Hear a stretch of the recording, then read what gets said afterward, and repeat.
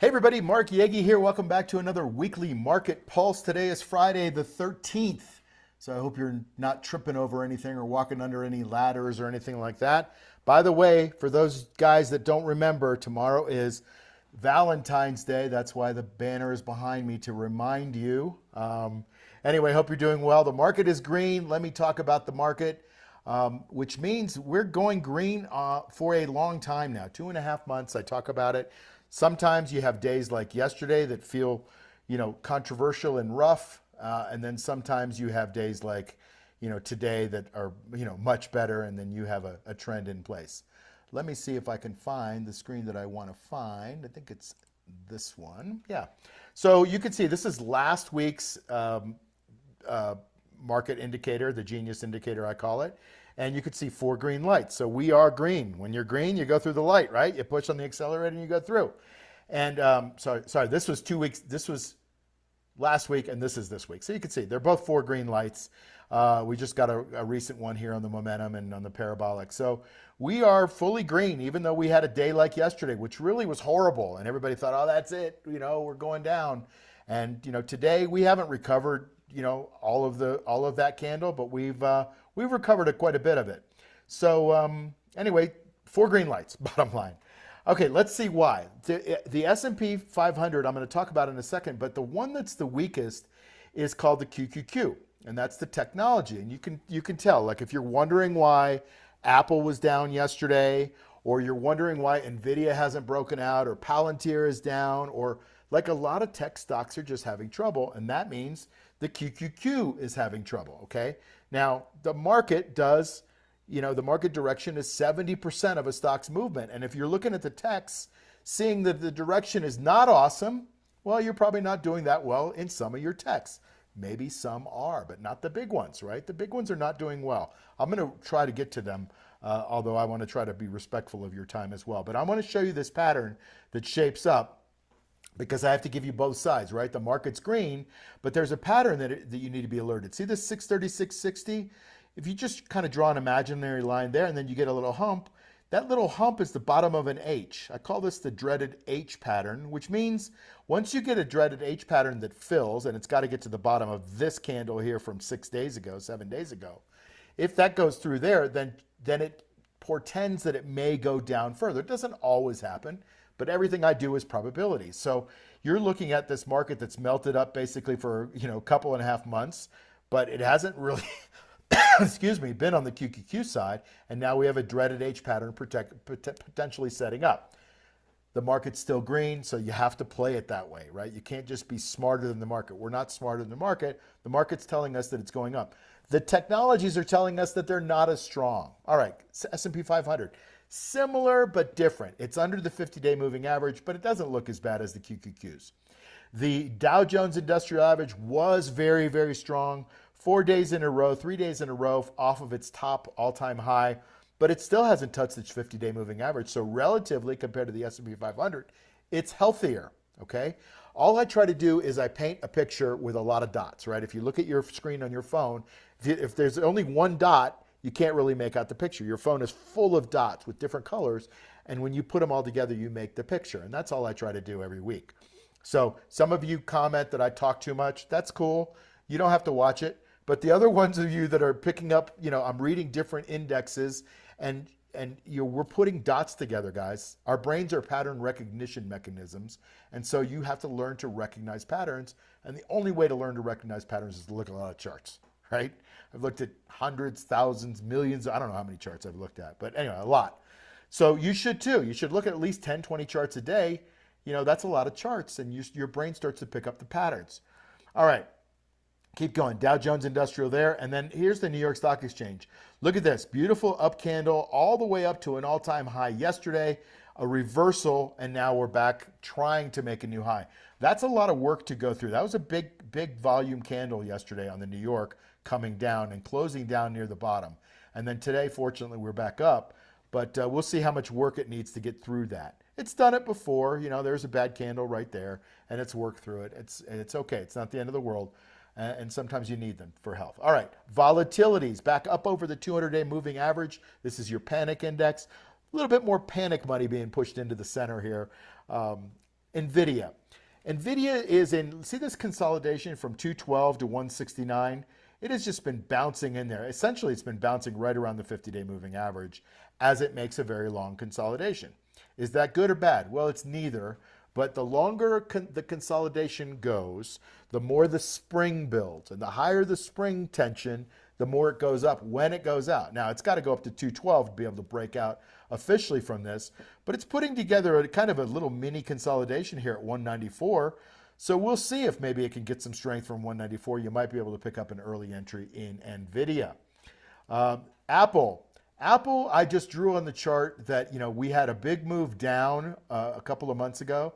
We bounced almost all the way back, but for some reason this week, it's had a really bad candle. That candle is telling us something. That's information.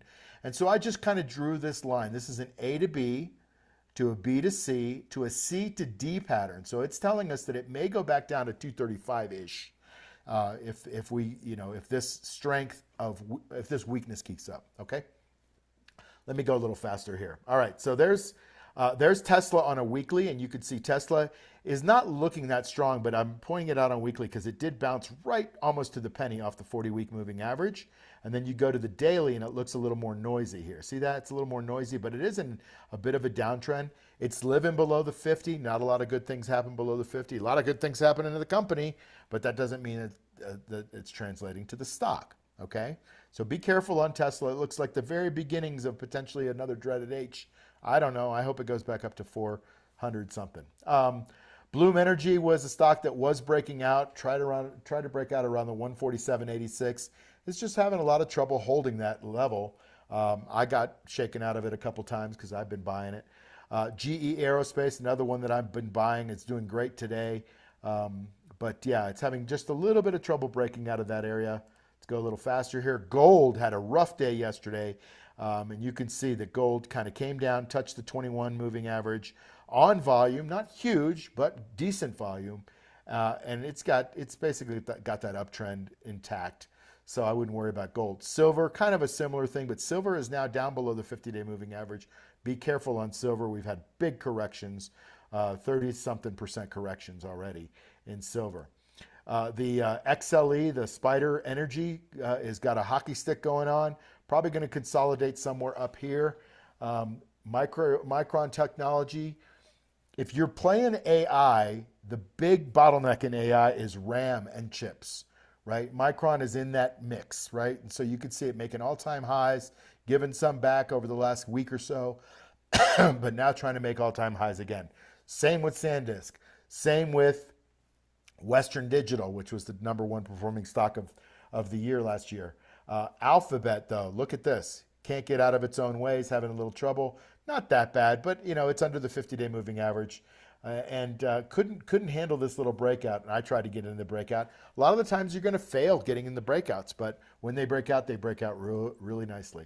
Meta, a little bit of trouble getting out of its own way. It's below the 200-day moving average in the 50. I'm trying to get to a stock. That's why I'm going so fast. This is one of the ones I want to get to, and that's Netflix. Netflix has basically shot themselves with some of their programming.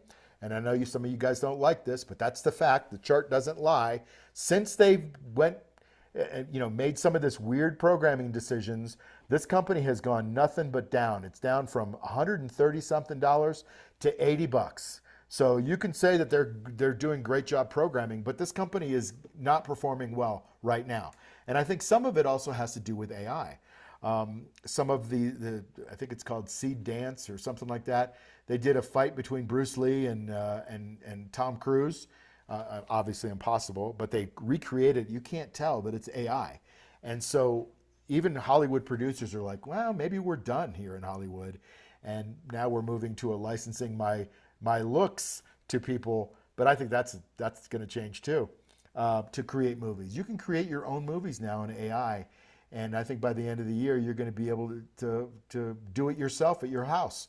You don't have to be that smart. You can do it with a sentence, write a whole thing. That's probably a problem for Netflix, right? Because they're an information provider, also a distribution platform. But if we're all distributing our own stuff and making our own stuff, I think maybe a company like Netflix could be in serious trouble. Certainly the chart doesn't think they're doing that awesome.